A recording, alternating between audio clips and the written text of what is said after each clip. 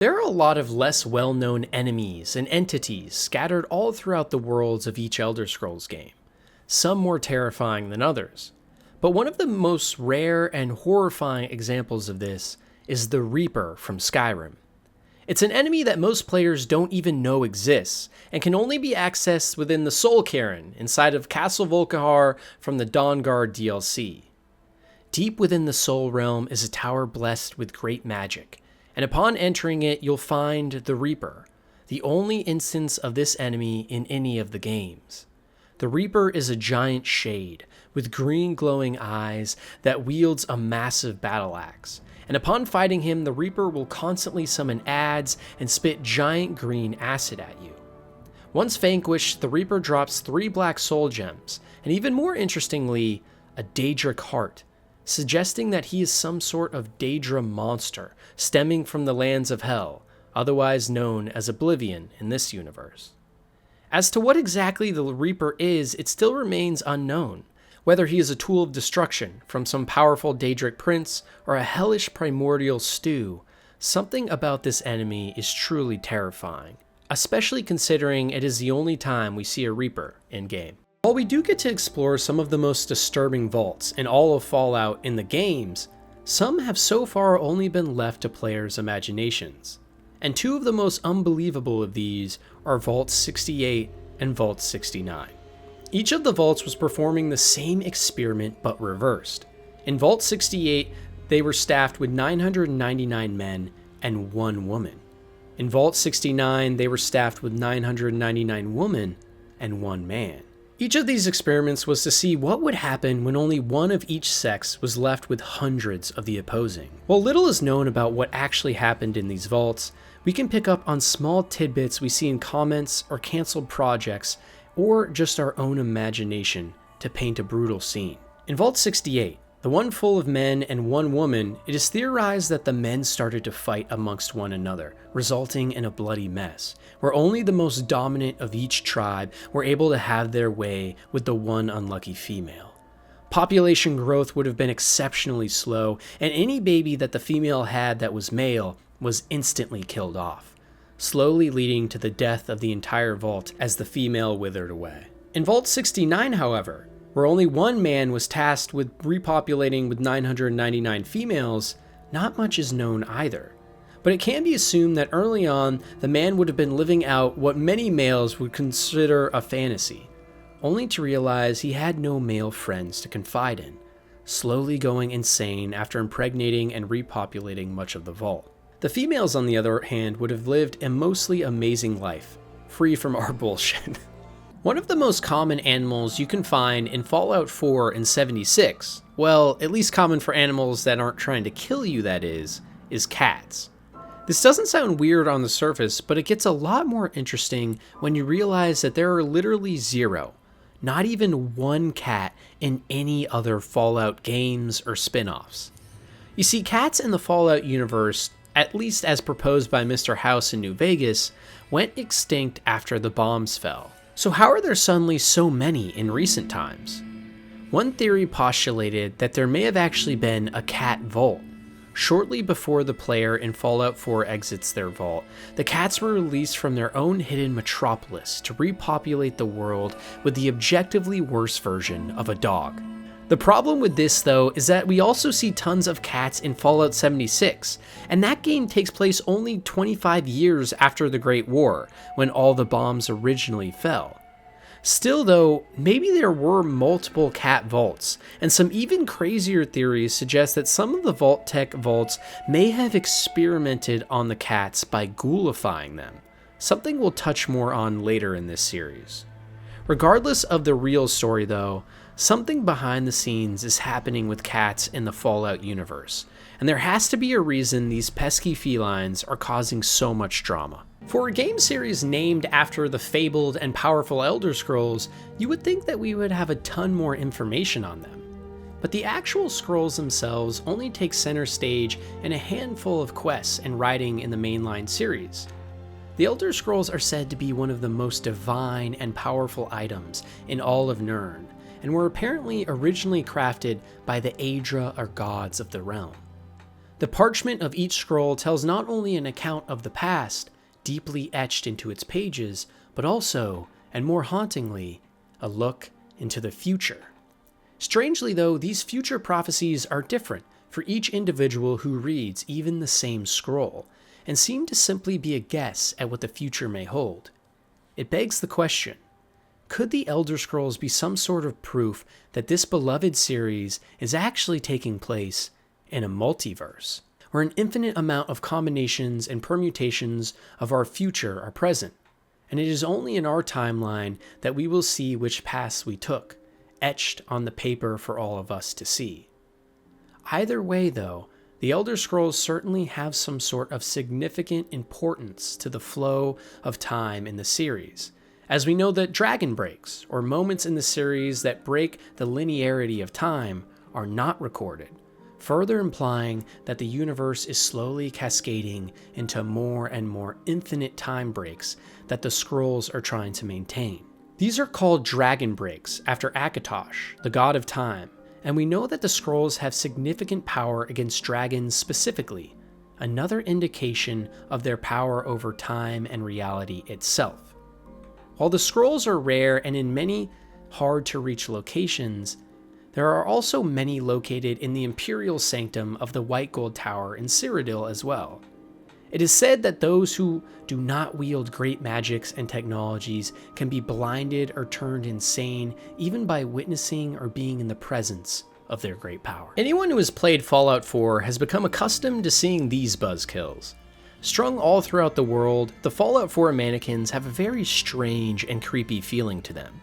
Often you will find them in the corners of rooms in weird, almost human-like positions. And sometimes enemy synths will even try to disguise and blend in with the mannequins, making every time you encounter some especially anxiety-inducing. However, the most horrifying moment with the mannequins actually occurs in the Far Harbor DLC, where the player can find a sunken boat off the coast, and inside an army of mannequins. Even more than usual, these mannequins are in very peculiar and lifelike poses, with some staring out of the windows and others seemingly talking amongst each other. The worst offender of them, though, is a specific mannequin that can be found holding a machete over the dead body of one of the crew members. And nearby this perplexing scene, we find a note that states, "I can't wait to drop these damn mannequins off. The crew is starting to claim that they are hearing weird noises from the cargo. Maybe they are playing pranks on me? Whatever, we are almost there."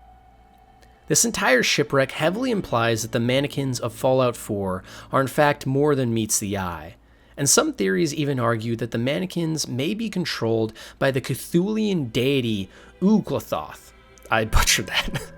The evil being worshipped by the Dunwich peoples, something we will talk about much later on this list. You would think that we'd have a better idea about VaultTec's real motives by now, but the truth is, it's hard to say.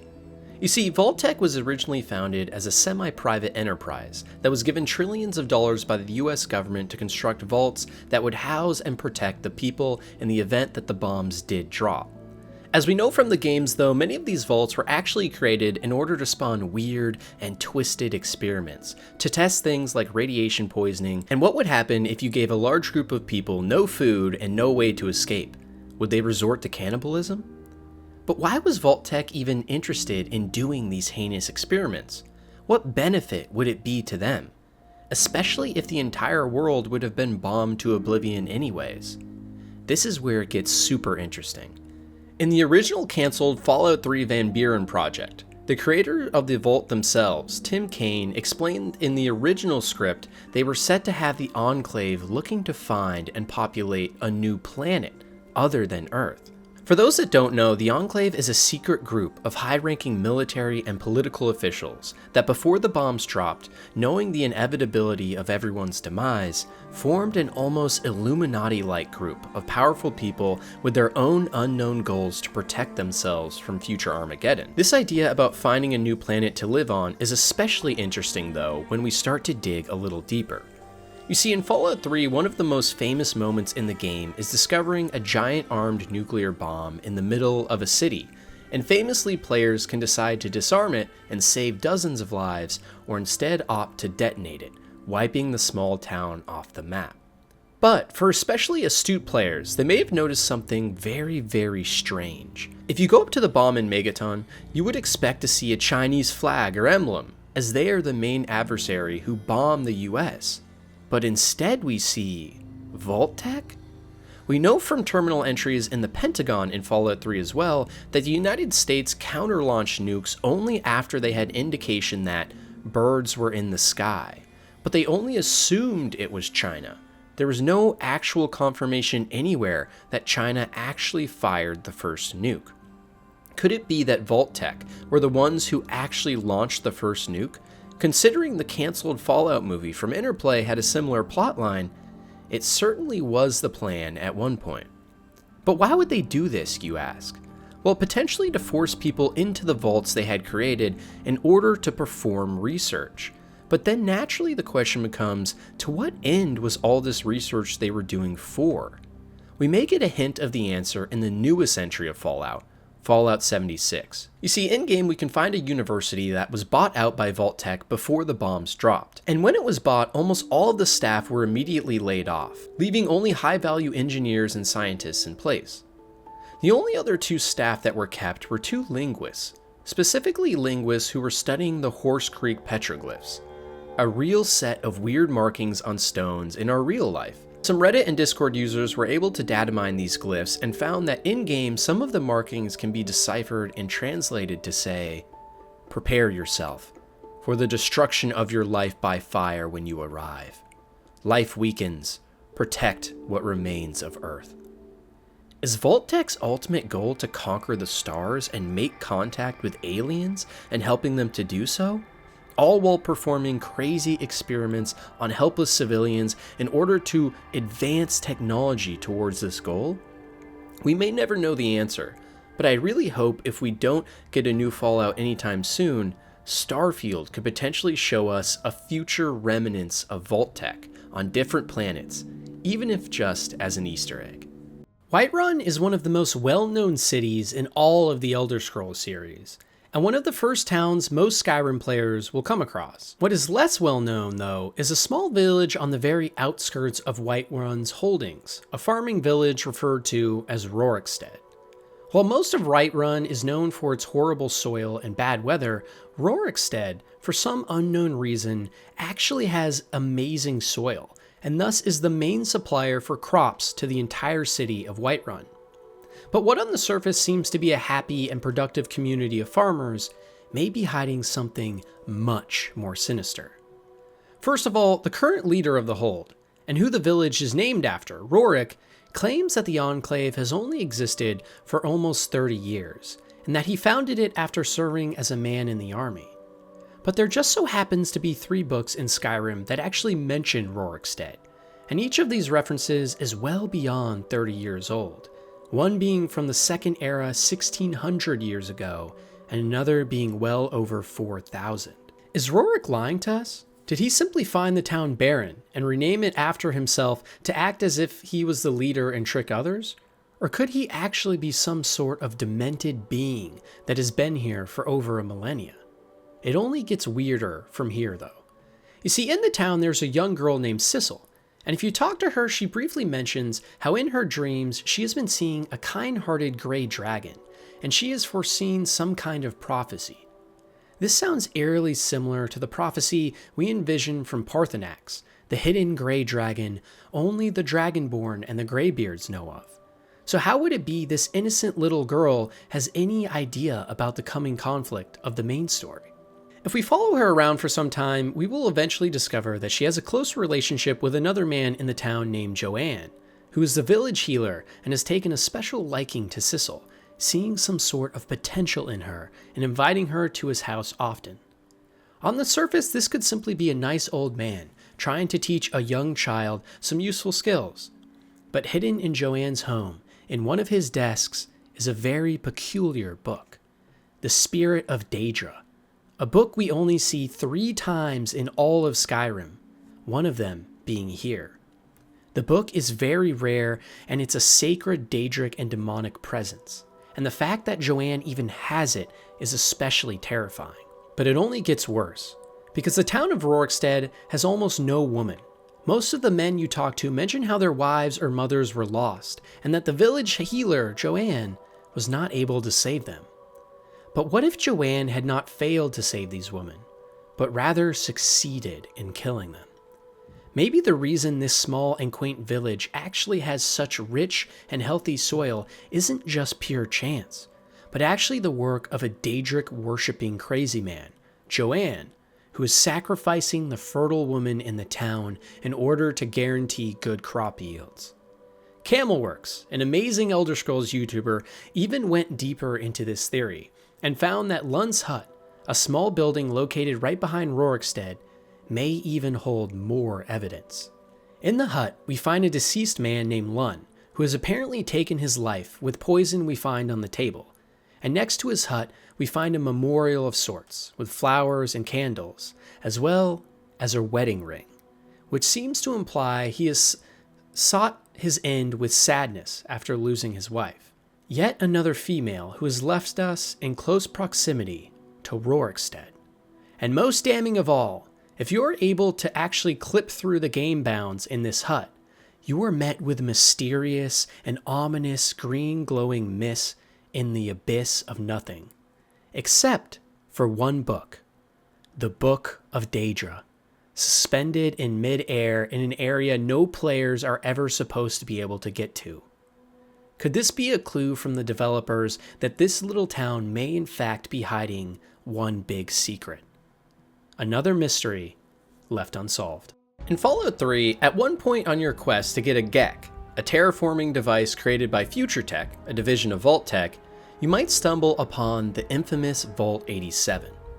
When first trying to enter the vault, you will notice just outside the location there are many radiation warning signs, suggesting that this vault was outputting a lot of radiation even before the bombs dropped. And if you actually try to go towards the two entrances of the vault, you will be killed immediately by the immense amount of radiation you immediately are pummeled with. Luckily though, if you make your way back to Lamplight City, a giant underground town full of children who lost their parents after they all tried to go to the surface to get help, you are told about a supposed murder pass that you can cross to get to Vault 87 from the underground. The children of Lamplight had previously explored deeper into the underground cave systems and found the vault, but the inhabitants on the other side said to turn back because they were already doomed. So if you find one of the two ways into the vault, either through a computer terminal or by fighting your way through an army of super mutants guarding the door, you eventually get to the entrance. When you first enter the vault, you are met with a buffet of mutilated bodies and corpses.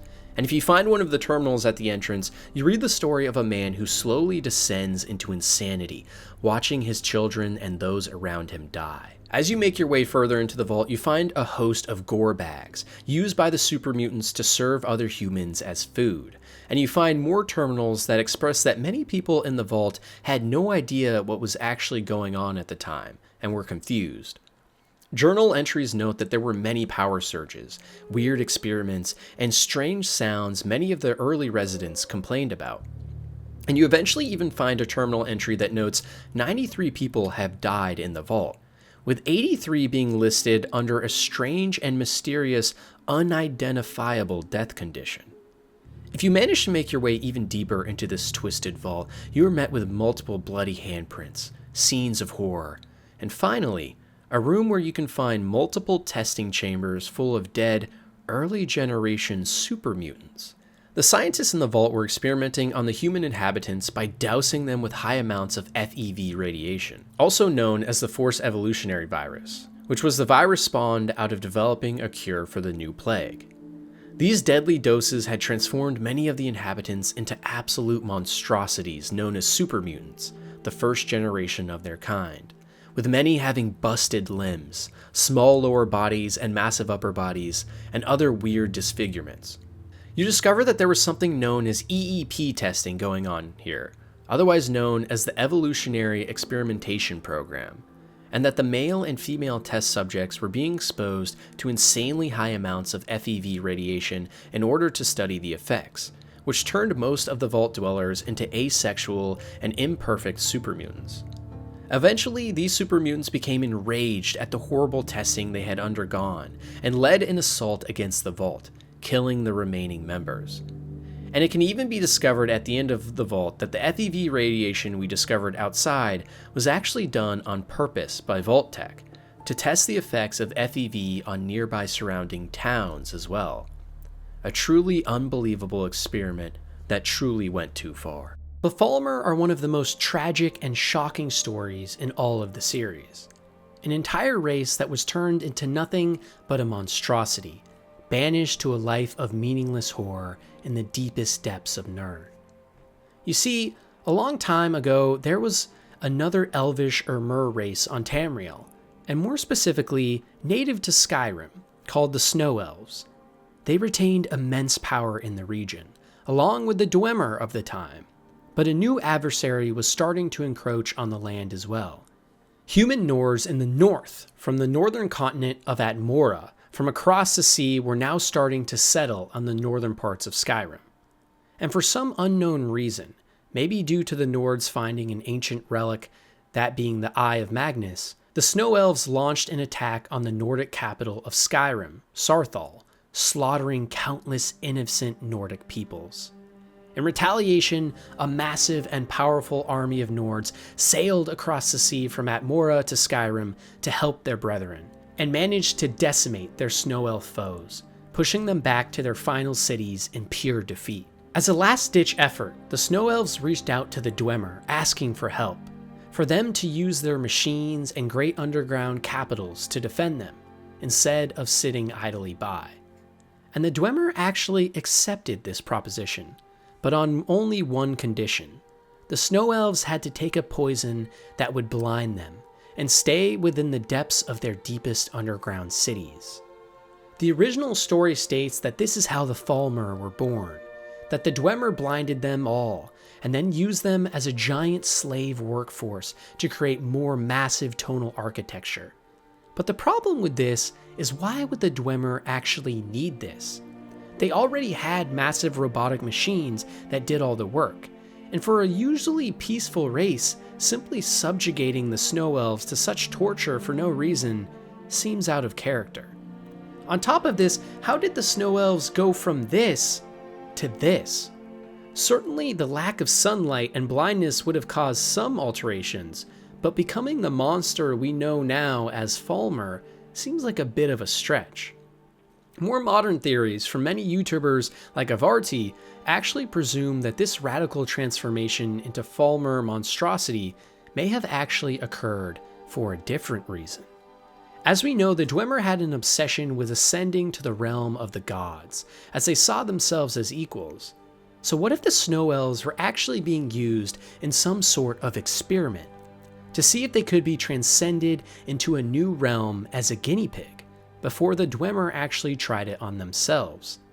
This is potentially implied in the Dwemer tablet from Calcio, which we can find in-game in Skyrim in the Hard Answers questline, which at one point, when translated into English, states, "And so it was your people were given passage to our steam gardens and the protection of our power. Many of your people have perished under the roaring, snow-throated kings of Mara, and your wills were broken. Only by the grace of the Dwemer did your race survive. We did not ask for thanks, for we do not believe in it. We do not ask for gratitude, for we do not believe in it. We only request that you partake in the symbol of our bond, the fruit of the stones around us. And as your vision clouds, as the darkness sets in, fear not. Know only our mercy and the radiance of our affection unbinds your bones to the earth before you, and sets your final path to the music of your new eternity."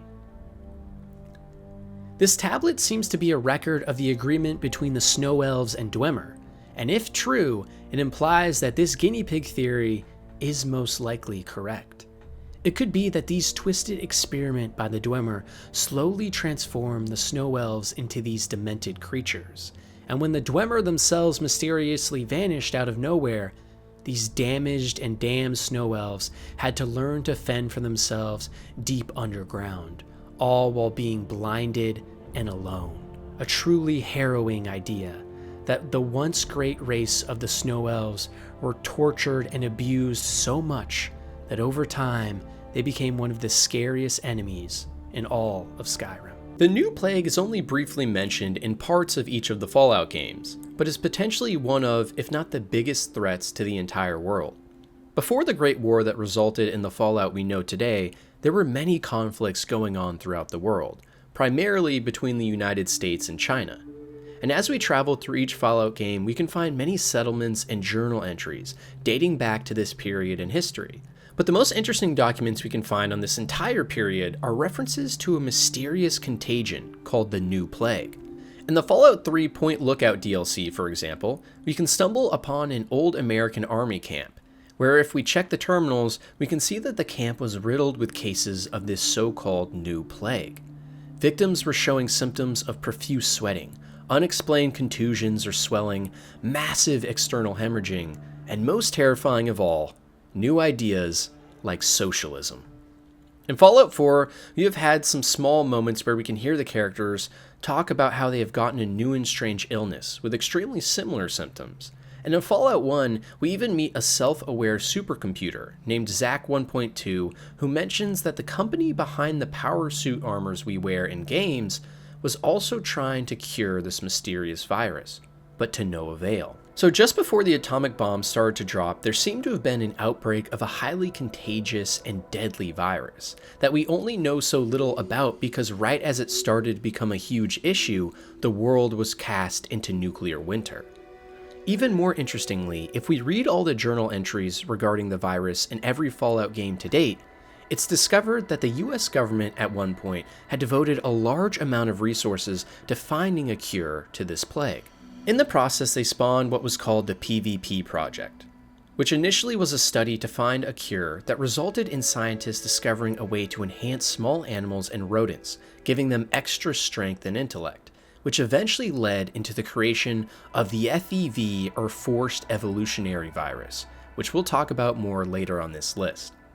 However, there may actually be more to this story. You see, in some leaked Van Buren documents, which for those of you that don't know was the code name for the original Fallout 3 project that was cancelled after Bethesda bought the rights to the franchise from the original creators, had some insane lore behind this new plague. In the design docs for this game, it was proposed that the plague was actually originally a genetically engineered bioweapon that the United States had developed for use against China, and that the contagion had broken containment and mutated into what we now see in the game, if only for brief moments. It's interesting to think that the scariest thing in all of Fallout may actually be something that was held back from the atomic bomb drops. The Dwemer, also known as the Deep Elves or the People of the Deep, are one of the most well-discussed and theorized topics in the entire Elder Scrolls series, and for good reason. You see, they are one of the great and long-lost civilizations of Tamriel, that if the rumors are to be believed, mysteriously vanished in an instant, only leaving their ruins for us to discover and study today. During their heyday, the Dwemer were a very non-confrontational race, who built massive cities and megastructures deep beneath the surface of Nirn.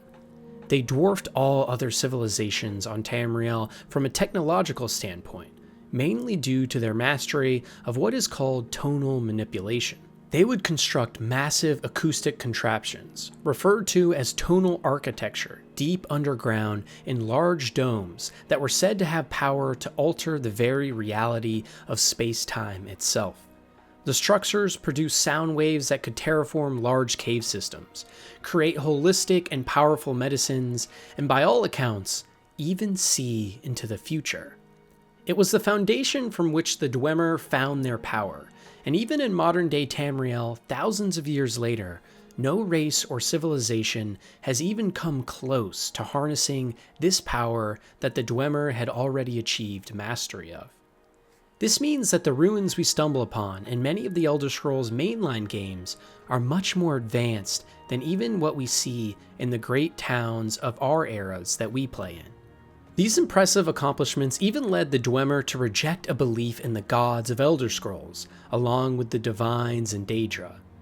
Not that they didn't know they existed. After all, gods and magic is very prevalent in Elder Scrolls. It would be impossible to reject they exist. However, the Dwemer didn't see them as most races do. They instead saw them as equals.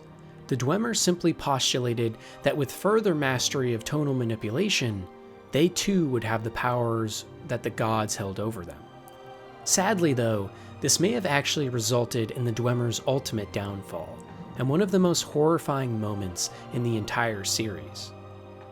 During their empire's reign, the Dwemer were in constant conflict with the Chimer, another powerful civilization of its time, and a large war was taking place in an area around Morrowind, and more specifically around Morrowind's great volcano, Red Mountain.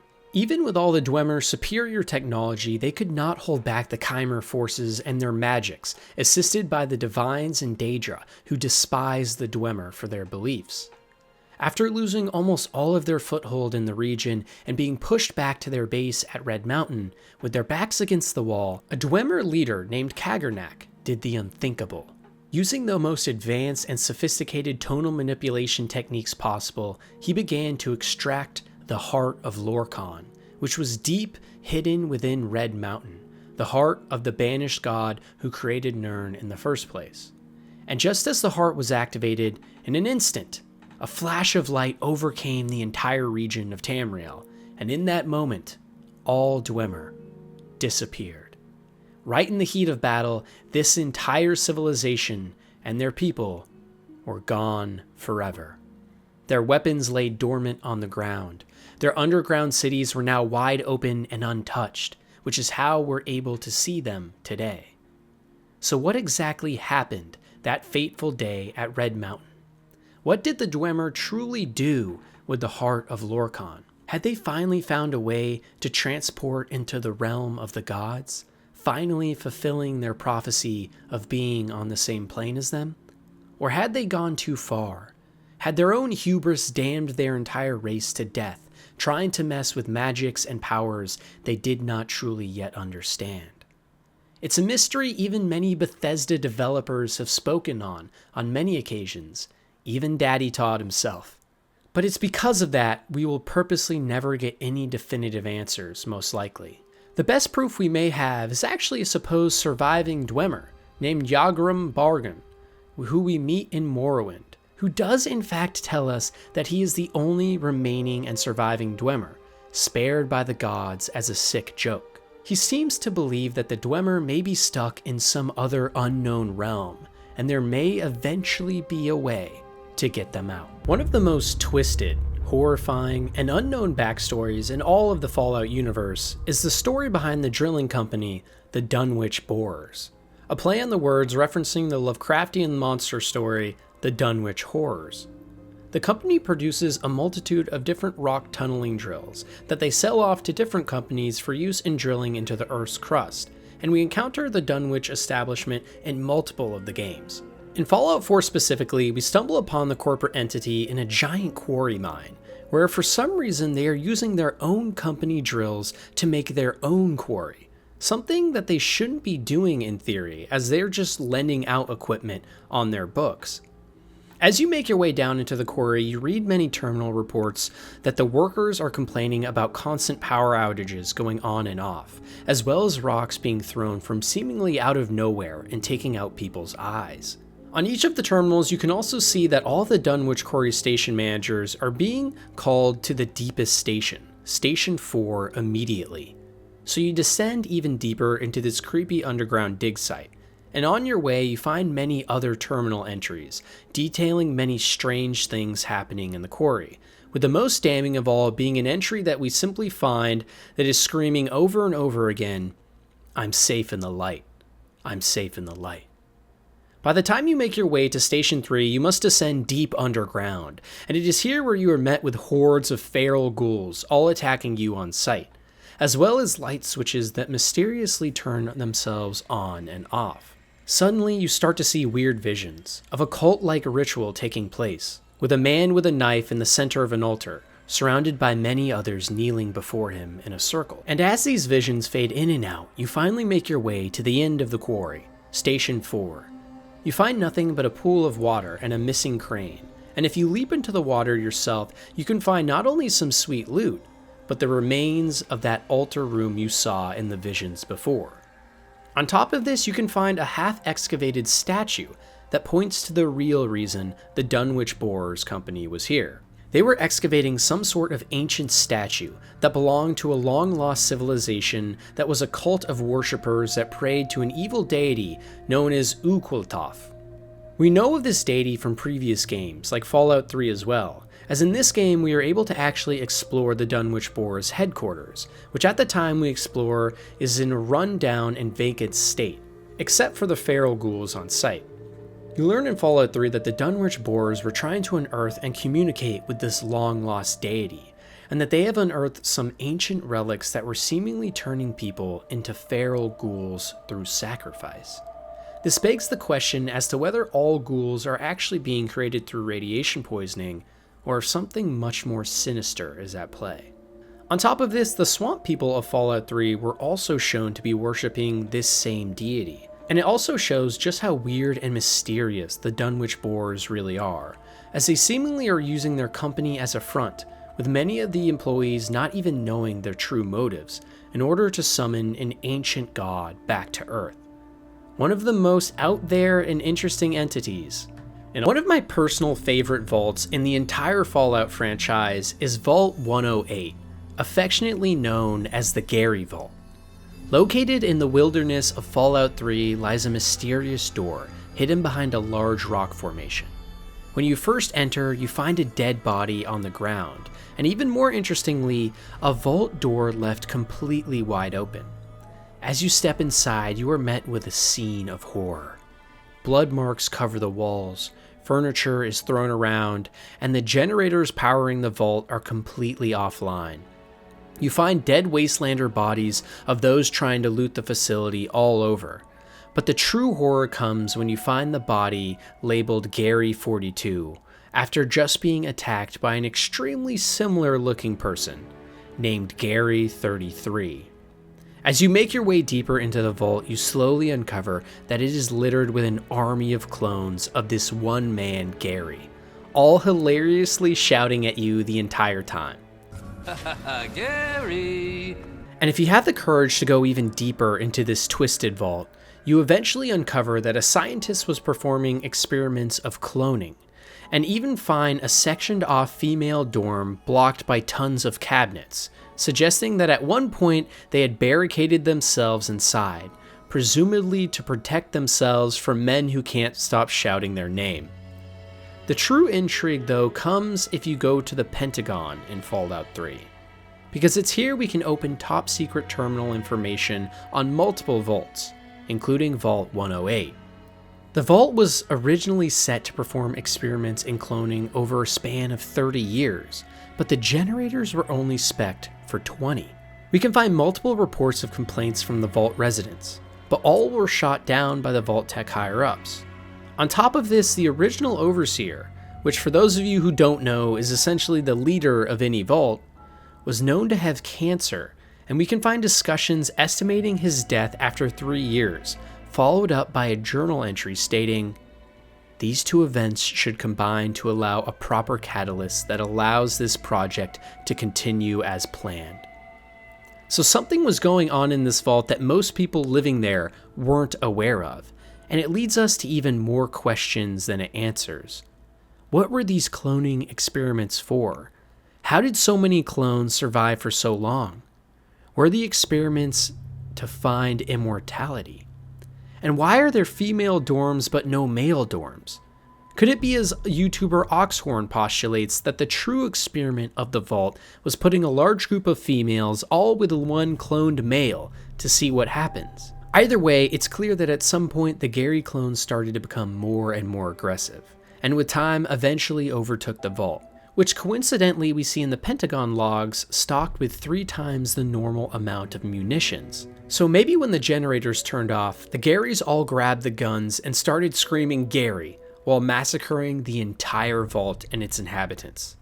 A horrifying idea to think about. Oblivion has some of the best and most haunting quests in the entire series, and this is another great example of that. At one point you travel back to an inn you may have frequented in the game and discover that a nice young Argonian lady named Dharma has gone missing. her mother instructs you to search for her along the route she took, and this takes you to a small and run-down town in the middle of the forest, called Hackdirt. The residents here are extremely creepy, with many ignoring you or being short with their answers, having discussions about why you are here behind your back, and one patron who will even follow you around the city everywhere you go, watching everything you are doing. Luckily for the player though, there is one citizen who, if you ask about the town, asks that you meet him after dark, alone and away from the others. If you do so, he reveals to you that 80 years ago, when this town was being created, many of the miners underneath the city in the cave network discovered strange and disturbing beings that they called the Deep Ones. Some of these people had turned into what the town called Brethren, and now live in the caves with distorted faces and bodies. The rest of the town now worships these deities, and has been told by them that they must sacrifice others in order to summon the Deep Ones once again. This is most certainly what is happening to Dharma, but this mystery gets even weirder the closer we look. If we go to the church at night, we can see that all the town residents are going in and listening to sermons from this book. And if we go in later and read it for ourselves, we discover that it is full of nothing but Daedric symbols.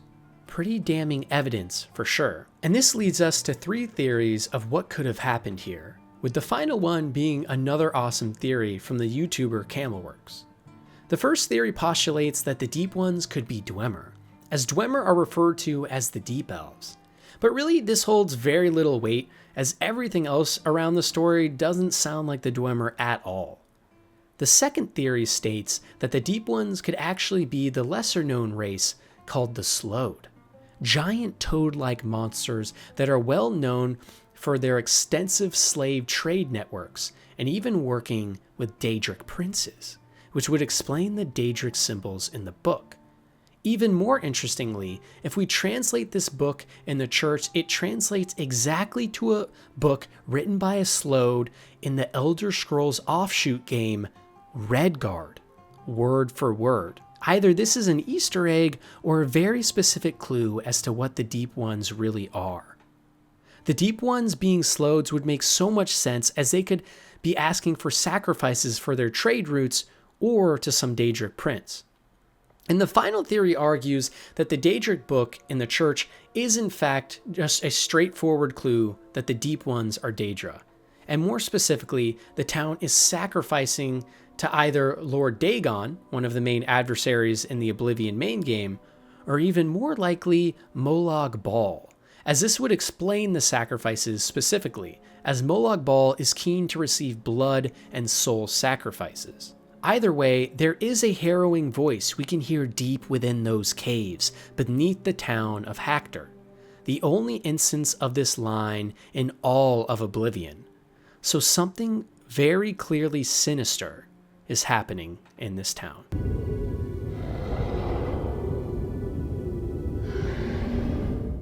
Back when I was a kid, I vaguely remembered a Fallout 3 story that at the time scared me so bad it made me not want to even play the game at all.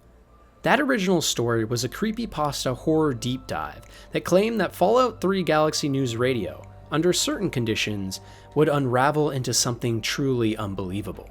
The creepypasta and subsequent posts theorized that if Three Dog, the radio station owner and host, were killed, something that could actually happen in Fallout 3, along with some other small conditions, that the station would transform into a number station.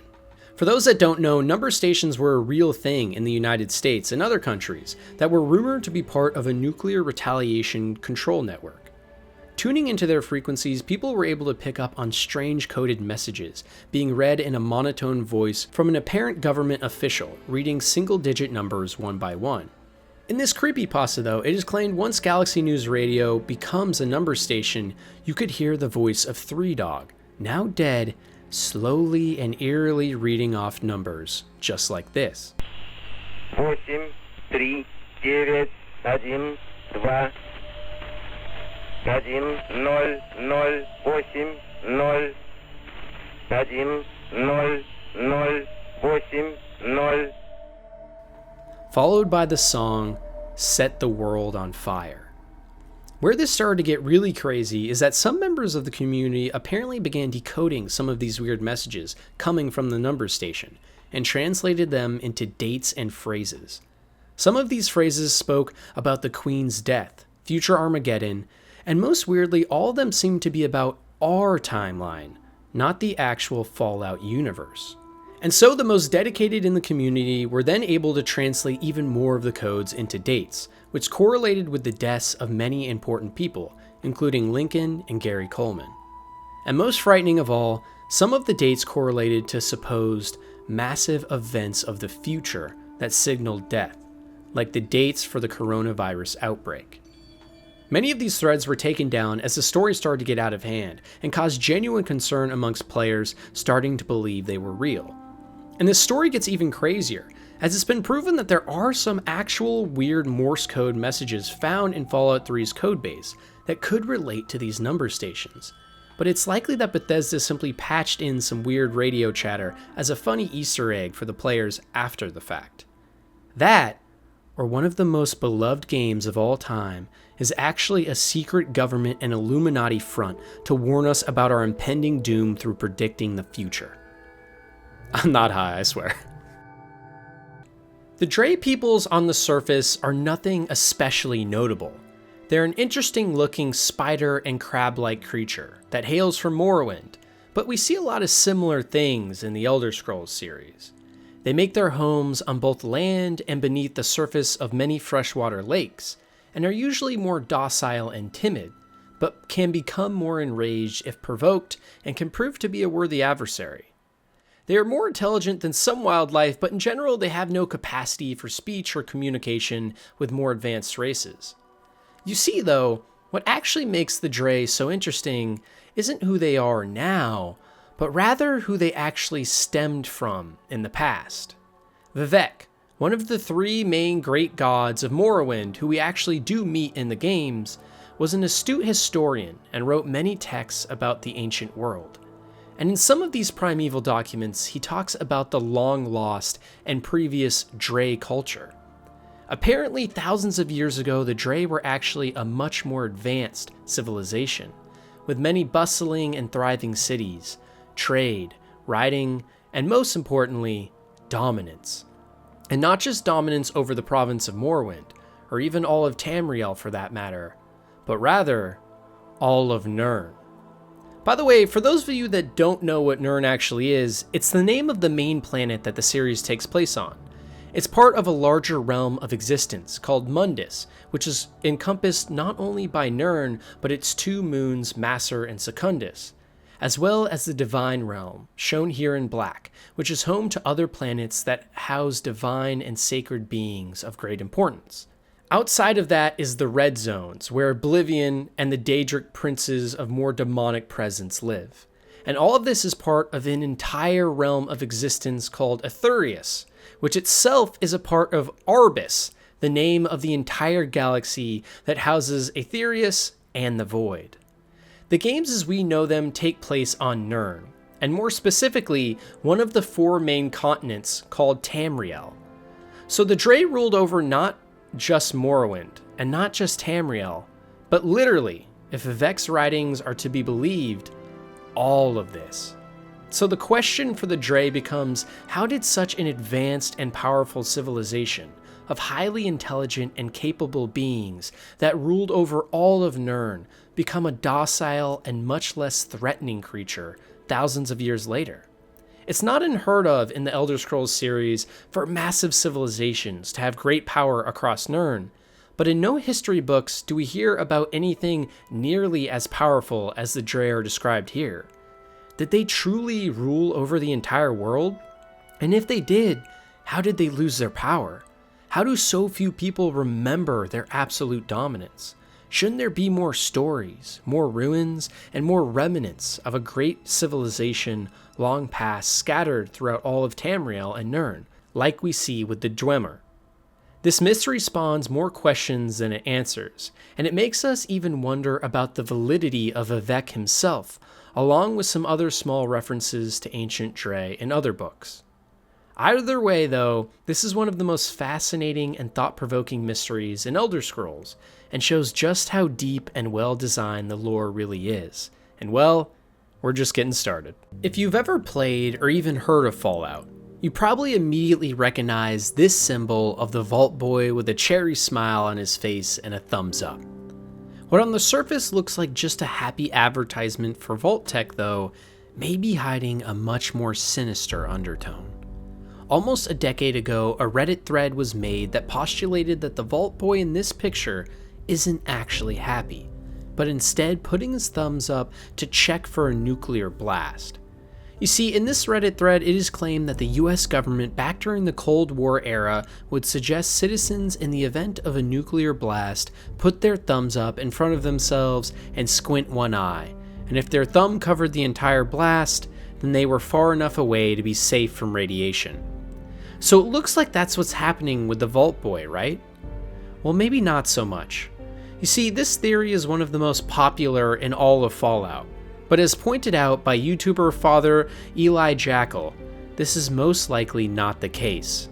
Brian Fargo, one of the original creators of Fallout, and T. Ray Isaac, the man behind the Vault Boy design, have both independently confirmed on Twitter that the symbol is just meant to be a happy Vault Boy, used for propaganda for VaultTec.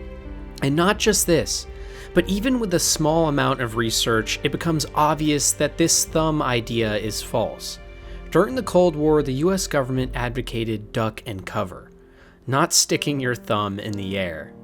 But ironically, neither of these would help you very much if nukes actually started dropping. Either way, though, one of the most beloved theories in all of Fallout is most likely nothing but a scam thousands of Redditors fell for years ago. Who would have guessed? Argonians are our favorite reptilian humanoid crossbreed in all of Tamriel, and they're actually one of the fan-favorite races you can play in most of the games. They usually come with special traits players can use, like breathing underwater, and can be a fun class to mix up the monotony of more rigid playstyles from human-like races. One question that has come to many players' minds, though, is if Argonians really are, in fact, reptiles, why do their females look like this? You see, reptilian creatures in real life don't actually breastfeed their young, and thus have not adapted to even grow larger chests, instead opting to just secrete fluids from their bodies. And yes, I'm not joking. But in the Elder Scrolls games, we can clearly see that for some reason, female Argonians seem to have disregarded this feature. We know from developer comments from even Pete Hines himself and some lore texts that Argonians are omniviparous, meaning they lay eggs within their bodies and hatch and birth them. But we also know from direct lore documents from the Black Marsh, the land in Tamriel from which Argonians hail, that next to his trees specifically, Argonians actually lay their eggs. For those that don't know, the Hiss trees are an ancient race of sentient trees that are native to the Black Marsh that allegedly created the Argonians in the image of man and Myr, a general term for elves in Tamriel. The Argonians were meant to serve the Hiss in a symbiotic relationship, something we will talk about more later, but it still leads us to the question why the female Argonians even need breasts in the first place. The reason in lore the eggs are laid next to the Hiss in the Black Marsh is they feed on the sap from the trees, with many Argonians arguing that those born away from Hiss trees are less powerful beings. So maybe the reason female Argonians are built this way is to breastfeed their young Hiss tree sap when they are not laid as an egg by a tree. But this wouldn't make sense because then why would female Argonians living by the trees also have developed breasts? On top of this, we know from some developer comments and lore texts again that Argonians do keep their eggs inside of them when away from Hiss trees. On top of this, we know from some developer comments and lore texts again that Argonians that do keep their eggs inside them when they are away from Hiss trees use hystrophy to push Hiss tree sap from within their body through glands to help feed their baby eggs inside them, a process similar to many reptiles in our real world. So if the Hiss sap is being supplied before in the womb, And even Argonian females and black marsh are well endowed when the trees themselves are already providing nutrients. What gives? The best remaining theory is just that the female Argonians are simply made this way, as we know from the ancient history stories that Argonians were made in the image of man and myrrh. So maybe their breasts were simply there to make them look more similar to that image.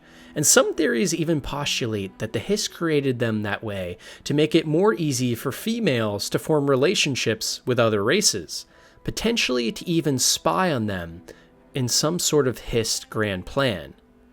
We may never truly know, but something fishy is going on. For those that found themselves in Vault 11 after the Great War, life would have been good. That is until the Overseer announced the rules of the Vault. Every year, one person inside would have to be sacrificed in order to appease the mainframe. Otherwise, all would perish in an instant. This initial announcement was met with huge uproar, and all citizens of the Vault banded together and voted for the Overseer to be used as the first sacrifice. He resisted at first, but the residents were able to guess his password to his computer, controlling the death chamber as his wife's name, and he was sentenced to death. He walked his way down a short hallway and was met with a small room that held nothing but a projector and a single seat, and it was here he met his final demise. After this incident, it was decided that each year a new Overseer for the Vault would be voted in by all residents and later sacrificed to appease the mainframe. But this resulted in many of the Vault dwellers banding together and creating blocks. That way they could team up and decide who would be chosen next. Every year, particularly hated individuals from each block would give speeches on why they should not be chosen as the next Overseer, with many using their loving families and children as a way to guilt others into not choosing them. The strongest of these groups was referred to as the Justice Block. And in one year, a man named Nathan from a separate block had beaten many of the Justice Block members in poker, which very much angered them. And because of the power they held in the Vault, it became apparent that Nathan was most likely going to be voted as the next Overseer and die. In order to save her husband, Nathan's wife Catherine decided to meet with the Justice Block and ask for forgiveness. But they told her the only way they would forgive is if they were all to have their way with her. And so they did for months on end, until it eventually became clear that even after Catherine's sacrifice, Nathan was still going to be voted as the next Overseer. In retaliation, Catherine went on a murdering spree of multiple members of the Justice Block, and because of this was swiftly voted by all Vault dwellers as the next Overseer. Now with complete control of the Vault, Catherine decided to change the rules of the simulation, instead opting to choose a random person each year to death to appease the mainframe, rather than leaving it to a vote. The Justice Block began to go into turmoil over the idea they may lose power, with some members arguing they just needed to wait until one of the members got the Overseer job to change the rules, but it was too late, and a brawl broke out between the Justice League and other Vault dwellers. Now with the majority of the citizens left dead, the remaining members vowed to never again sacrifice anyone to the mainframe, and instead all band together and die as one. But when the time finally came that the next sacrifice had to happen, the mainframe simply congratulated the survivors on using human decency and finally solving the puzzle of the Vault. The mainframe opened the door to the Vault and wished the dwellers the best of luck. Pure guilt and dismay overcame the remaining survivors, and they all decided to create a death pact where they all killed one another, except for one survivor, who walked out of the Vault knowing every detail of the horrors that had transpired. To this day, we still do not know who that lone survivor is. Some speculate it is Nobark from Fallout New Vegas, but we will never know, and that one person may have some of the most twisted trauma in the entire series. Fallout 4 players know just how annoying the Gunners and their entire faction can be at times, routinely attacking your settlements and being more of a nuisance than anything. One of the most strange things about them, though, is we actually have no idea where they stem from. They just kind of are here. One theory postulates, though, that the Gunners may in fact be remnants of the famous Vault 75, located under Molden Middle School. Set up specifically for children, the Vault was supposed to be a place to protect and preserve the youth, but in classic VaultTec fashion, it was being used for a much more nefarious purpose. The children inside were being experimented on endlessly, and the scientists in the Vault would destroy any child that did not perform at the utmost highest levels on each test of strength, dexterity, and intellect. This eventually resulted in an army of super soldier children that retaliated against the scientists and escaped the vault, never to be seen again. But could the militaristic and strong gunner faction actually be these children, now all grown up? Fallout has had its fair share of controversy throughout its tenure as a game franchise. But one of the less well-known and controversial issues revolves around a rejected Fallout 2 perk image for the perk Child Killer. You see, back in the day, Fallout was a pretty hardcore franchise. In the first 2 games, you could kill innocent civilians, slaughter children, force droves of crying hostages into slavery, and watch torture unfold before your very eyes. At the time, this resulted in a lot of backlash from even the United States Supreme Court, especially because violent video games were a hot topic issue at the time. But even for these daring developers who put so many mature themes in their game, one symbol had to be cut from the sequel. In Fallout 1 and 2, if you kill multiple children in-game, you get a reputation that stays with you for the rest of the playthrough, that decreases your speech or reaction skills upon first meeting good and evil NPCs, and gives a random chance for bounty hunters to appear on the map trying to take you out for your evil deeds.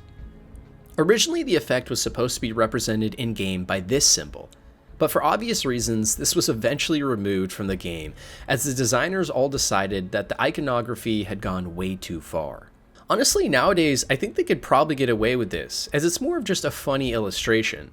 But back in the day, this was not a risk the Fallout devs were willing to take, especially when other similar games were getting cancelled entirely in fear of the US government intervening. All of the modern-day Elder Scrolls games have begun in a very similar way.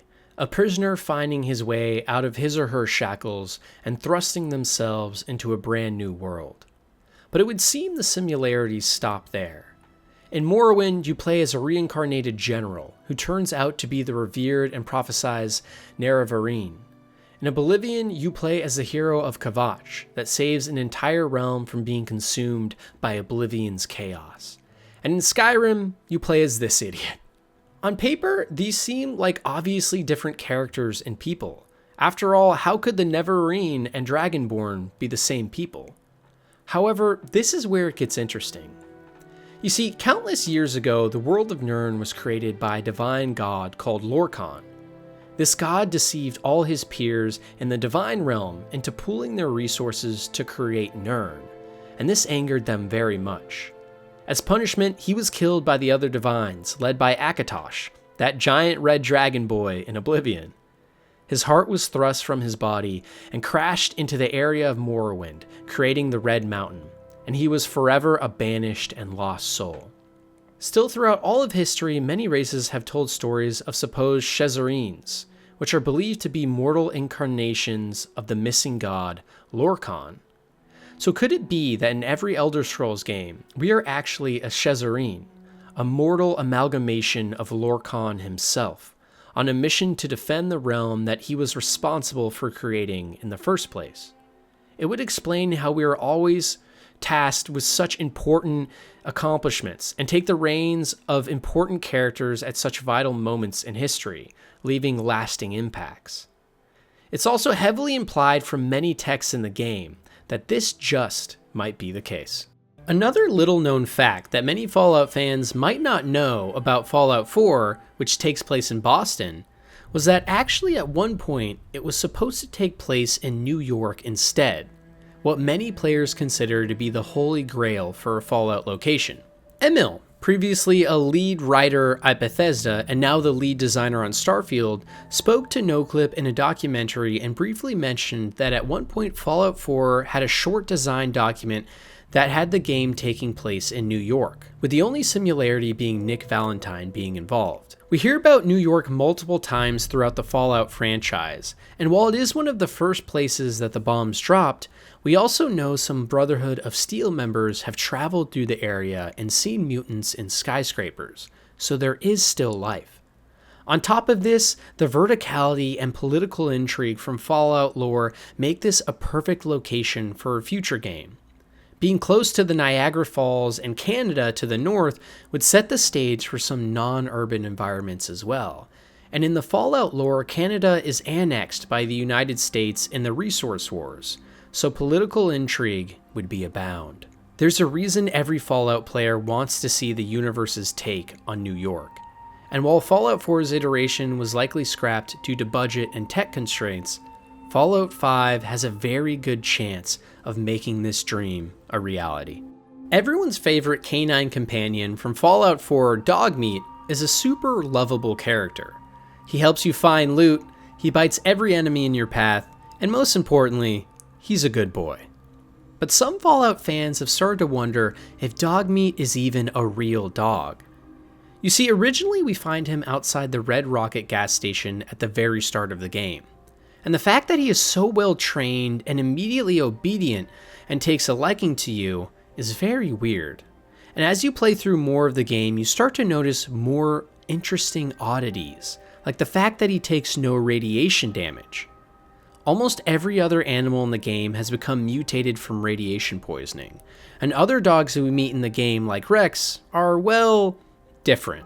But Dogmeat seems to be an excellent fighter, perfectly trained, immune to radiation and plasma gunfire, and also one of the only dogs in the whole game that looks this pristine.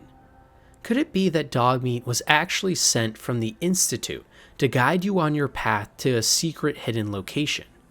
Maybe Dogmeat is actually a synth robot posing as man's best friend, all in a ploy to bring you to Sean at the Institute.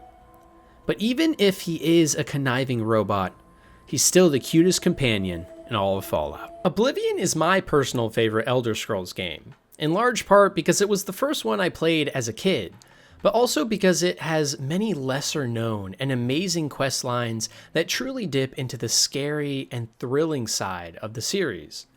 One of these that many people don't know about tells the story of an Altmore, or elf, mage who has stolen Vamira's powerful orb.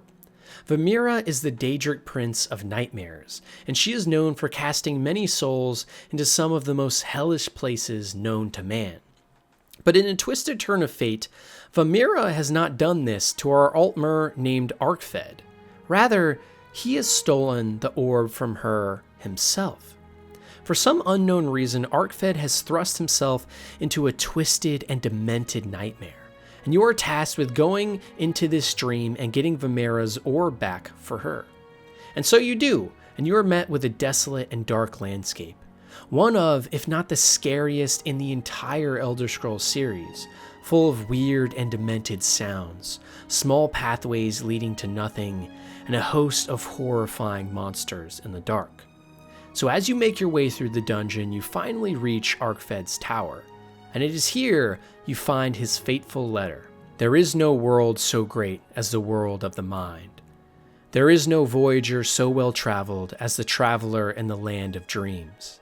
There is no abyss so deep as the well of terrors that lies within each of us. I have plumbed its depths. Arkfed seemingly finds great joy living in his greatest nightmare and falling deeper into the madness within his own mind. But we are never given any more than this. The most perplexing part about the entire ordeal is we still have no idea why Arkfed stole Vamira's orb in the first place, or why he has cast himself into his own living hell. It makes us seriously question who this man is, and more importantly, what he is up to and trying to accomplish. Could there be more than meets the eye here?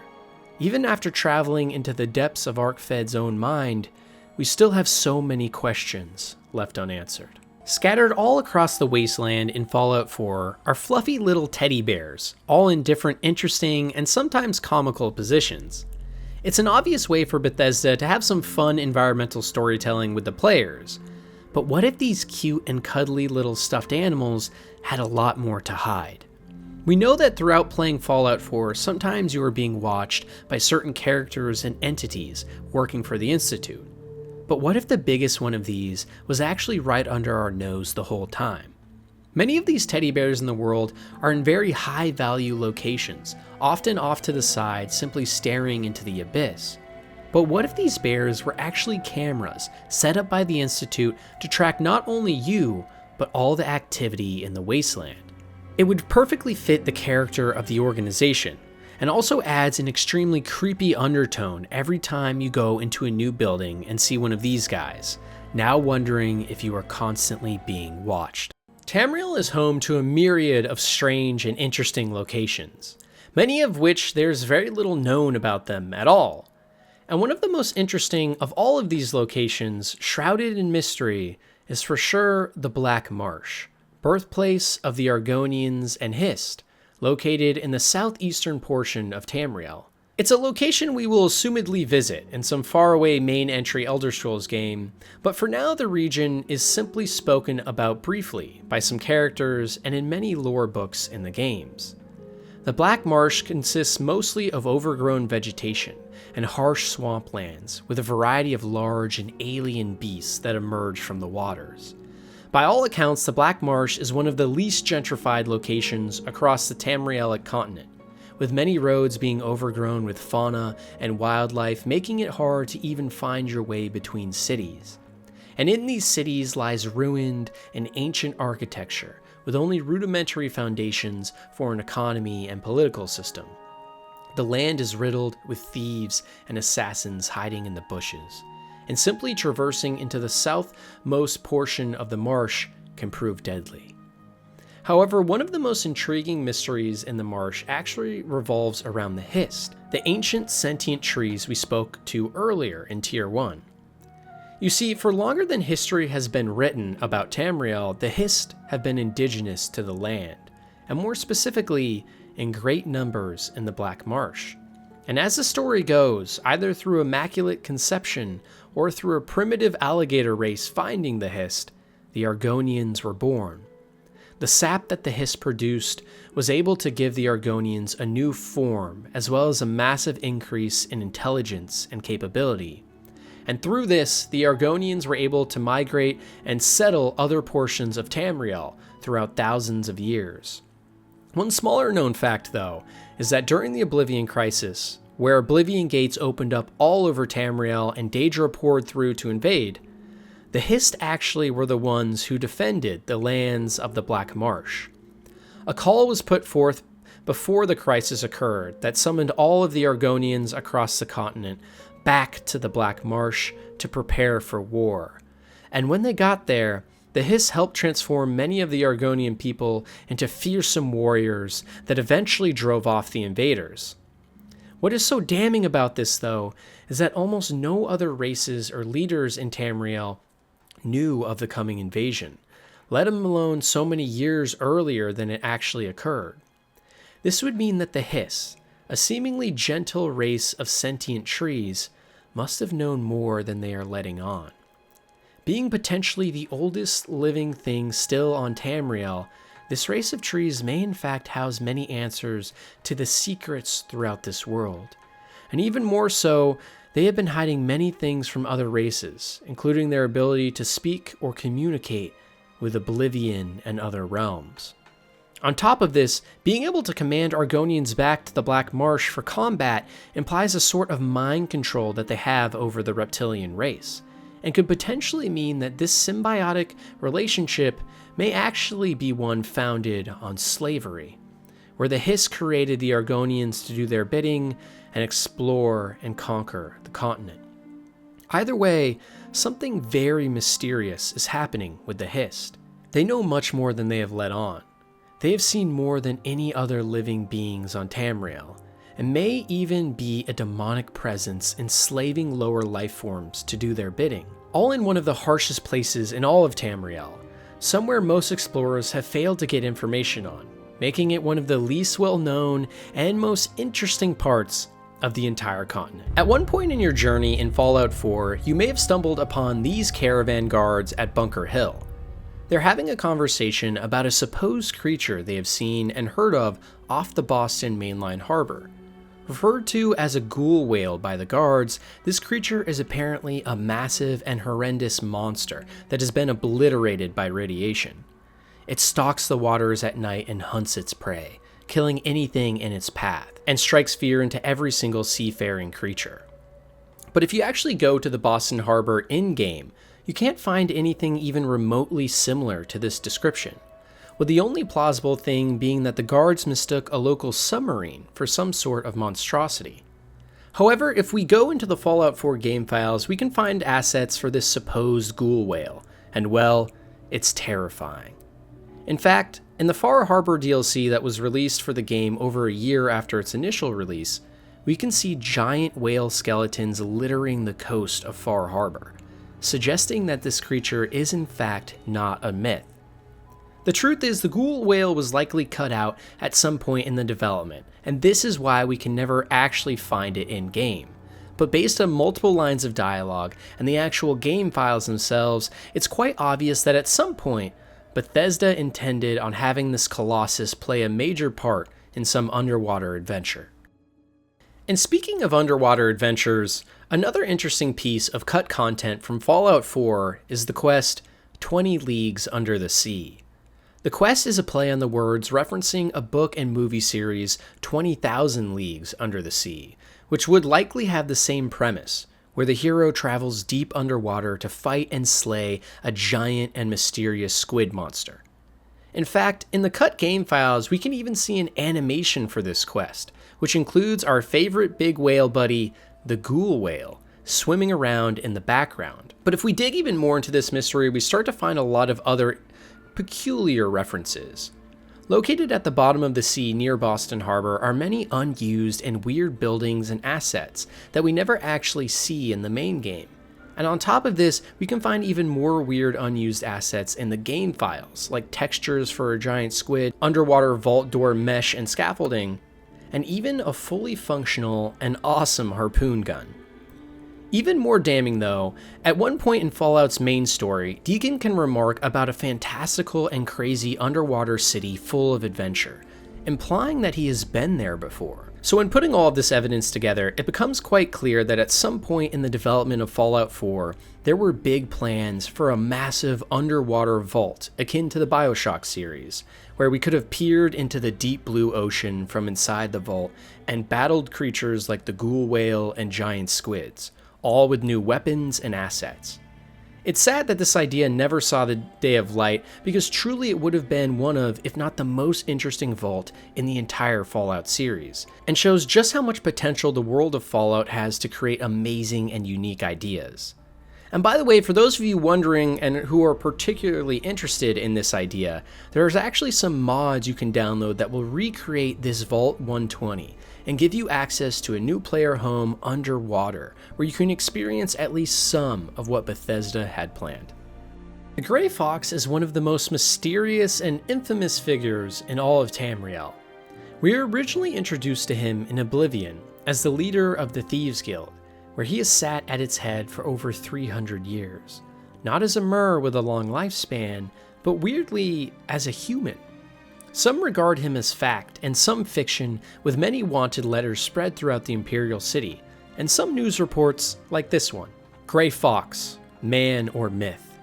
Is a so-called Thieves Guild member masterminding all the thefts in the Imperial City?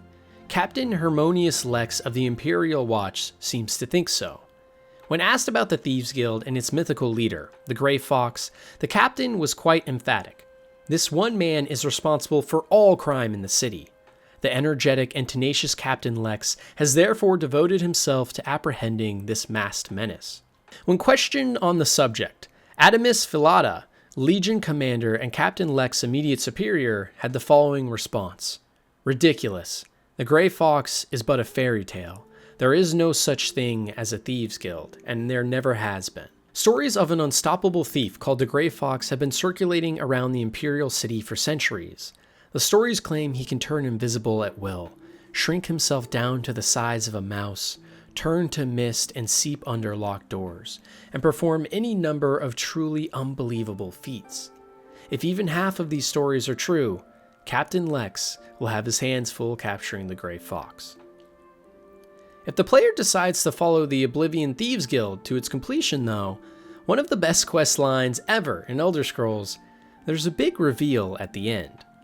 The Grey Fox isn't actually just one person, but rather a large group of different people who have chosen to wear the cowl of the Grey Fox, otherwise known as Nocturnal's Cowl, giving them the power of the Daedric Prince's control of the sphere of night and darkness.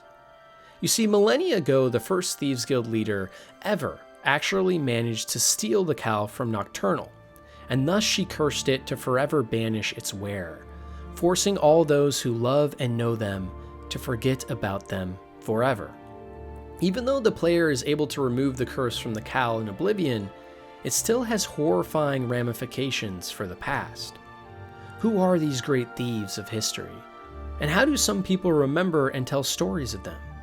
Could it be that the wearers of the cowl are nothing but figments of our imagination? And just how much of the Thieves Guild past can we truly trust now? We may never truly know. Some of the coolest and most interesting quests in all of Fallout come from the earlier entries in the series, and for that reason remain largely unknown and not talked about today. But a personal favorite of mine from these is the Ghost Farm from Fallout 2. At one point in your journey, you can stumble upon a farm referred to as the Ghost Farm from locals nearby, due to apparently supernatural sightings in the area. And if you make your way to the farm, you are immediately greeted with a horrific scene. Dozens of bodies are impaled, lining the farmland with blood everywhere. But upon closer inspection, it becomes clear to the player that these bodies are nothing but scarecrows with Brahmin blood smeared on them. If you make your way to the center of the farm, you find an army of ghosts, as well as a lot of high-level guards, who, if you surrender to, take you down to a secret underground city beneath the farm. It's here you learn that the people of this farm have actually lived underground now for years, and have trouble even dealing with sunlight, hence why no other nearby towns know of their presence, as the underground dwellers only come out at night to tend to the farm, and hide underground during the day. You learn that the ghosts are nothing but dressed up guards, and that the reason these underground peoples have done this is to protect their farmland from intruders who are scared of coming based on its haunted origins. Deep in their underground city, you are also able to find a room full of missing children from a nearby town called Modak, which coincidentally the leader of the underground peoples wants you to deliver a message to. The quest has a ton of different possibilities and outcomes, including telling the people of Modak about the lost children, who in turn storm the underground lair, and it results in everyone dying and dooming both civilizations, as well as ways to save both towns and make everybody happy. One of the most interesting things, though, is that some of the sound effects in the lair beneath the farm are eerily similar to some sound effects we hear from the deep ones from Elder Scrolls Oblivion, another theory I spoke about on my Elder Scrolls iceberg. Could it be that these ghost farm people are actually in talks with the same demented and evil beings known as the Deep Ones from the Elder Scrolls? Considering I made this theory up after hearing two vaguely similar sounding sound effects from the two games made by separate studios, probably not, but don't ruin this for me. Either way, this underground city has one of the coolest twists in the entire Fallout series. Another lesser known but fascinating region of Tamriel is Valenwood, home of the Wood Elves, who some refer to as the Bosmer. On the border of Elsewhere and Cyrodiil, and just across the sea from the Somerset Isles, Valenwood is a mostly uninhabited region. This is mainly due to the fact that the entire area is littered with vegetation and massive trees, some that reach over a mile into the sky that are imbued with magics that allow them to even move. There are some light swamp lands lining the western border against the sea, but for the most part, Valenwood is a large and hard to traverse land with many undiscovered or different creatures, like the ancient Imga, or ape people that roamed the lands for thousands of years. The Wood Elves are the main inhabitants, with scarcely few other peoples coming to stay here. And the Wood Elves themselves are interesting, being the smallest race in all of Tamriel, and also some of the most demented. You see, the Wood Elves or Bosmer in Valenwood agree to the Green Pact, where they will not harm any of the vegetation in the land. But this has not stopped them from turning to many other hellish rituals, like cannibalism for those who they have fought. In many ancient battles, the Bosmer would take the soldiers that they had slain and then eat them in a giant bonfire of sorts. Horrifying, to say the least. But the actual most terrifying thing about the entire region and its Bosmer people is an event called the Wild Hunt. It's an extremely rare occurrence that we only have some writings about, in which the Bosmer are called back to defend their homeland, and in order to do so, they all come together in massive numbers and sacrifice their souls to turn into giant monstrosities. Whether it's massive bears, winged beasts, or entirely new monsters, the Bosmers lose control of themselves once they have transformed or shapeshifted into these creatures and become ferocious, killing anything in their path. And many great armies have supposedly been obliterated this way. Many theories even state that a large handful of the most fantastical creatures we see in Oblivion, Morrowind, and Skyrim originally came from ancient great hunts in Valenwood, after which these majestic beasts combed all of Tamriel and settled into new homes. In our real world, the dangers of lead are now more than apparent, but in Fallout, things may not have been as safe. You see, things like lead paint and lead in children's toys has been banned for years now in our timeline, due to the discovery that lead is actually very, very toxic to human beings, and can cause many neurological problems, which are said to be one of the main causes for the elevated crime rate in the 60s to the 90s, with many people exhibiting signs of increased aggression and murder in that period. But in Fallout, lead was never actually banned in the same way.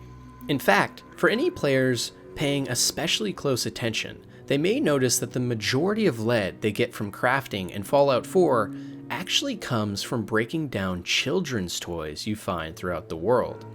This suggests that many of the citizens in Fallout may actually suffer from severe lead poisoning, which would explain the irrational behavior we see from so many that also led the leaders of the world to sending us into all-out war. Could it be that the secret killer of Fallout is actually the insane amounts of lead poisoning going on in the populace? Between that and the radiation, it's hard to tell. In Fallout 3, there's a particularly well-hidden and unmarked quest called Our Little Secret that many people don't know about. It tells the story of the town of Andale, where the player character is told explicitly to stay away from. In the town, you're able to find a garden shed that leads to the entrance of the basement of the Smith's house, some of the local Andale residents. And it's here that you find a horrific scene, with multiple mutilated bodies cut up and displayed on cooking tables and racks. It's immediately clear to the player that this town is actually hiding a dark secret, and has been kidnapping local travelers and using their bodies to create a variety of dishes. If you confront the cannibals head-on, they will attack you on sight, but if you actually have the cannibal perk, you have a chance to sweet-talk them and join amongst their ranks. It's crazy to think that with all the horrors happening inside the vaults, it might be even scarier living outside them. The Red Guards are one of the less frequently seen races in all of the mainline Elder Scrolls games so far, and the main reason for this is that they're primarily situated in the western border of Elder Scrolls, and most likely where Elder Scrolls 6 will take place, Hammerfell. You see, the Yakutans, the original Red Guards, fled their homeland Yakuta after it was reportedly enveloped by the sea thousands of years ago, finding their way to a new landmass, Tamriel.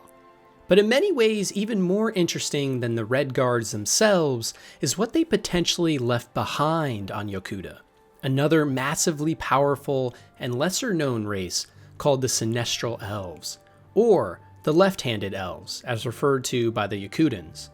They were called this by the Red Guards or Yakutans because of the conflicts they constantly met themselves in. The Yakutans saw them as the opposite of the right way, and thus called them the Left-Handed Elves. And this may have been for good reason. The Sinestral Elves were said to have unbelievable power and grasp over nature and dark magics, rumored to be in constant communication with Daedra and sacrificing to their gods. The elves erected some of the largest and most impressive towers and structures in all of Nirn, and tales were told of how some of their greatest sorcerers could raise entire metropolises from beneath the sands, hidden from the naked eye. Their skin was said to be pitch black, with many members of their society donning many bright and colorful hair, garments, and jewelry. Their cities were paved with gold and riches, and their patrons enjoyed many luxuries even the Septim Empire could only dream of. The constant conflict between the Yakutans and the elves eventually led to the destruction of the elves, though, after many great battles, where the very few survivors are said to have died with the sinking of the landmass as the Yakutans left. Sadly, this is the extent of the well-written history and rumors we hear about the elves in some of the texts throughout the series. The real most interesting things about the Sinestral Elves, though, is what we don't know. For instance, one rumor argues that the sinking of Yakuta may actually have been the work of the Sinestral Elves themselves, in retaliation for Yakuta wiping out their race. We know that they had great power over nature and could raise cities from the sand, so maybe they could also submerge an entire continent in water. And if this rumor is true, how is it that the elves could have garnered such great strength? Was it their connection to the Daedra and Oblivion that gave them this edge? Another interesting observation about the Sinestral Elves as well is that they are one of, if not the only race of elves we know of, that don't stem from the Altmer. You see, all elves in Tamriel stem from an original elvish people called the Altmer, who originally settled the Somerset Isles and then spread out across Tamriel and formed into new elf races like the Bosmer Wood Elves in Valenwood or the Dark Elves in Morrowind, and many more. But the Sinestral Elves are entirely different, and it begs the question, where did they come from? And was there an elvish father race beyond just the Altmer that we actually know nothing about?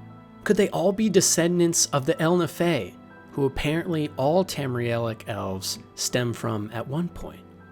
A mystery we may never find out. A couple years ago, Pete Hines from Bethesda came out and made a statement about some theories that Fallout and Elder Scrolls take place in the same universe, and he said, "I haven't the foggiest of notion how anyone could make the leap that they are in fact part of the same thing.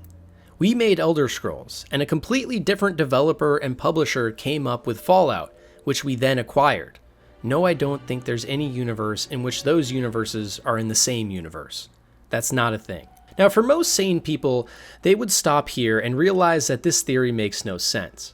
But luckily for you guys, that guy isn't me. The reason some have begun to believe Fallout and Elder Scrolls are in the same universe, though, comes down to some key findings.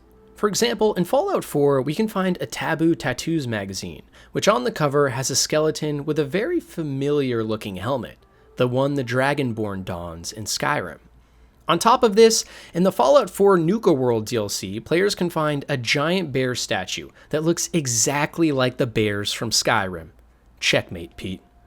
But most interestingly of all, in Pridwin, during Fallout 4, if the player enters the Scientists and Botany Quarter, they can find a very familiar looking plant called the Experimental Plant, an item that looks eerily close to Nirn roots in Elder Scrolls. This plant in Fallout also has all the same properties of Nirn roots, growing near water, healing the player, and its lovable bioluminescent glow. So could it be that after the bombs dropped in Fallout and radiation took over and destroyed the planet, that millions of years later this radiation slowly transforms the world and wildlife of Earth into the planet of Nirn, where the Elder Scrolls takes place? Maybe this is where the magic from Elder Scrolls comes from, the splitting of atomic bonds that cast our Earth into a nuclear winter, forever changing our destiny. This is complicated somewhat by the fact that Nirn in Elder Scrolls has 2 moons while Earth only has 1. But maybe in that million years, cosmic forces started to take over. Maybe like the Dunwich deity from Fallout, becoming the Daedra from Elder Scrolls. Another possibility is that a satellite sent from Earth during the Great Wars could have crash-landed on some faraway planet, that being Nirn, and that's how they relate. Either way, I can't wait for people to come up with some more random BS when Starfield comes out, for how that's connected too. While the mainline Elder Scrolls games only take us across the continent of Tamriel, there are many other landmasses that reside across Nirn, each with their own rich history, lore, and people. The most notable of these, though, is Akavir, a massive landmass said to dwarf Tamriel that is just east and across a vast ocean. The land is home to 4 main ruling dominions. To the south, we have the Kang Mao, a race of civilized talking monkeys that live in floating rock cities. To the north, the Kamal, frozen demon giants that thaw out once a year to wage war. To the east, the Kopau Toon, a sprawling empire of talking tiger men. And finally, and the most dominant race over the region to the west, is the Saesi, a vampiric serpent army very capable in battle. In essence, Akavir is really just one degenerate zoo. There have been many expeditions from Tamriel's greatest kings and leaders to conquer parts of Akavir, but all have led to spectacular failure, usually with armies landing in the southwestern portion of the continent and meeting their death to the Saesi in horrible weather conditions.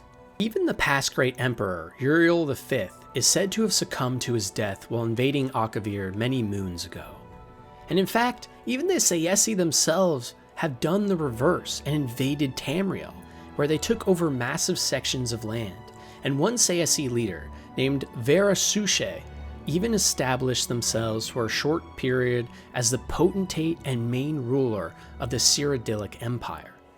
But these events are still shrouded in great mystery, and many people of the modern eras do not even believe a majority of the stories, which makes the questions of this distant land even more interesting.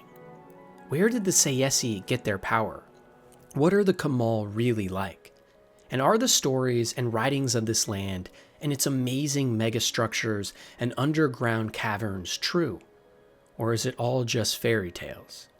It is even claimed by some divine gods that Akavir is the true home of Nirn, with Tamriel simply being a little brother story that we see in the mainline games. In the Fallout universe, one of the most horrific things that can happen to a human being is called ghoulification. After the bombs fell and the entire world was covered in nuclear radiation, many people started to succumb to this horror.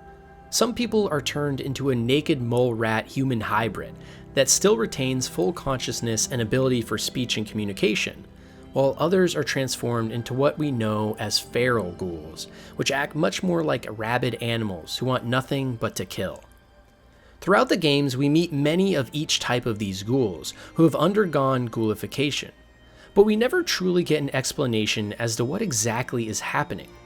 For example, there's a small shack in Fallout New Vegas where we can find a man who is trying to turn himself into a ghoul to study the effects of this ghoulification, but in the process simply died from radiation poisoning. So why is it that some people die from the nuclear fallout, while others turn into ghouls with all their mental capacity still there, and even furthermore, then some people turn into nothing but rabid, huskless killers? The best guess we have so far is that there's some sort of gene that some humans in the Fallout franchise have that results in them turning into ghouls when exposed to radiation, while others simply are killed from its side effects. Some believe that all ghouls eventually turn feral and aggressive, while others think that even feral ghouls can be brought back. It spawns an interesting discussion into what ghouls really are, and whether they are truly still human or not, as well as what exactly is causing this process to occur. Tamriel is host to many great towers, whether it be the Red Tower at Morrowind's volcano or the glorious White Gold Tower, also known as the Imperial Palace in the center of Cyrodiil, the centerpiece of the biggest city in Oblivion's mainline game. But perhaps the most interesting tower is actually the Adamantine Tower in High Rock, which is host to one of the most important lore events of all time. Also called the Zero Tower, the Adamantine Tower was built with perfectly smooth zero stones that made the walls glisten in the light, and it is the birthplace of what modern civilizations call convention. You see, in Elder Scrolls, convention was a major event during the Dawn era, where Akatosh, after the betrayal from Lorkhan, banished his heart to Morrowind, and along with this, devised the Edada, the original spirits that ruled over the new land of Nirn. These Edada were called gods and demons by the humans, and Aedra and Daedra by the Aldmer or elves. This Adamantine Tower was in many ways the birthplace of modern-day Nirn, but even to this day it houses many dark and interesting secrets. Deep within its walls lies a peculiar device called the Argent Aperture, a giant ring of 13 concentric circles, of which the meaning no one knows to this day. It is said that this megastructure could simply be a clock tracking the progression of each of the eras the world has progressed through so far. But some philosophers think that this device may actually be a riddle, which if unlocked could be a doorway to an entirely new realm beyond our comprehension, a realm above the gods, the Daedra, and above life itself. And as one of the oldest, if not the oldest structure in Tamriel, this adamantine tower presents an amazing amount of possibilities as to just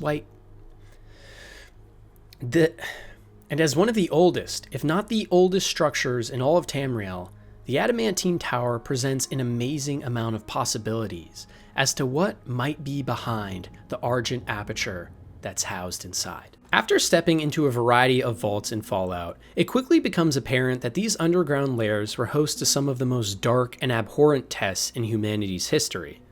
But one specific vault may have the most twisted experiment of them all. It's a vault that doesn't make any official appearances in the games, but it is canon based on one comic referencing it. It tells the story of one man who is tricked into entering the vault on his own, after which the door is quickly shut behind him. He pleads and screams to be let out, but no one answers his call. For months he keeps himself alive every day, praying that someone will find and rescue him, or that this sick experiment will finally come to an end. But this waiting game goes on for over a year as this poor soul is slowly starting to lose his mind and see things. But just as he is about to lose all hope, he discovers a giant box of puppets. He starts to enact different plays and scenes with them, and it gives him a jolt of energy and excitement to finally again have new friends. These scenes slowly become more and more crazy though, and he starts to associate life with the puppets, hearing them speaking to him as he descends deeper and deeper into madness. So deep into his own delusion, the man develops split personality disorder and begins to communicate through each personality with multiple puppets. And it is around this time that we discover that the vault has actually been open this whole time. The man was merely too afraid to leave on account of the bombs outside. But with his newfound personalities, he gathers the courage and escapes the vault, meeting multiple ghouls, raiders, and wildlife. One of the raider groups he meets grows suspicious and scared of the man though, worried he is actually very violent and dangerous. And well, this turns out to be true, as a puppet tells the man to kill, and he does, slaughtering all the raiders and their families, showing that the vault was not protecting this man from the dangers outside, but that the vault was protecting outside from the dangers of this man. As to whether we will ever meet this sadistic human being in a future Fallout entry, we'll just have to wait and find out. The Mysterious Stranger is a character we have seen in almost every Fallout game, from the original Interplay top-down games to the more recent Bethesda entries. But as to who this mysterious man is, no one really knows. He shows up out of nowhere in each of the games and one-shots your foes, helping the player make their way through the main quest and objectives. And just as quickly as he appears, he disappears in a flash. We know Nick Valentine in Fallout 4 was researching this stranger, but he didn't find anything big on him, simply commenting whenever he shows up. More damning evidence comes from Fallout New Vegas, where we can meet a man called the Lone Wanderer, who talks about how his mother described his father as a mysterious man who he never met. He plays the guitar, and most crazy, if speech checks are passed, will give you a gun that when holstered and unholstered, plays the exact same guitar riff that we hear when the mysterious stranger appears. On top of this, the gun model is the exact same gun model that the mysterious stranger uses on their gun. The only problem with this revelation is that it still doesn't explain how this stranger appears in all the games that are set hundreds of years apart. Could it be that he has stumbled upon some power similar to the Cabot family that has given him immortality and the ability to teleport and have super strength? And if this is the case, why is this man even following our player character in every game? Does this mean that all the main characters from each Fallout game are somehow connected? Could some sort of deity be in place that is using the mysterious stranger as a vessel to guide you on your path? The possibilities are honestly endless and spawn even more questions than they answer.